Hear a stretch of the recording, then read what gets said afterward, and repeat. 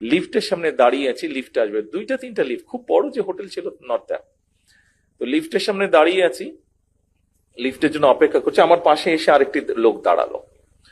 লোকটি দাঁড়ালো, তো লোকটিকে দেখেই বোঝা যাচ্ছে, ওর ড্রেস ট্রেস দেখেই বোঝা যাচ্ছে যে ইন্দোনেশিয়ান। মালয়েশিয়ান হলেও হতে পারে, তবে মোটামুটি ভাবে বলা যায় ইন্দোনেশিয়ান, ওরা যেরকম ক্যাপ ট্যাপ পরে ওরকম। তো লোকটি আমাকে দেখলো, আমাকে দেখে তারপরে আমাকে বলল কোন দেশ, খুব সংক্ষেপে বললো উইচ কান্ট্রি, এইভাবে বললো। তা বললাম বাংলাদেশ।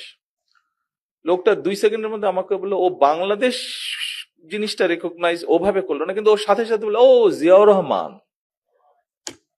আমার নিজের সাথেই ঘটনাটা ঘটলো। ও বললে যে ও জিয়াউর রহমান, মানে জিয়াউর রহমান বলতেই তারা বাংলাদেশ বুঝতো, যে বাংলাদেশ বলতেই মুসলমান দেশগুলো জিয়াউর রহমান বুঝতো। এটাই ছিল সন্তান হিসাবে আমার আরেকটি এক্সপিরিয়েন্স, যেখানে সন্তান হিসাবে পিতার জন্য আমি গর্ব অনুভব করেছি।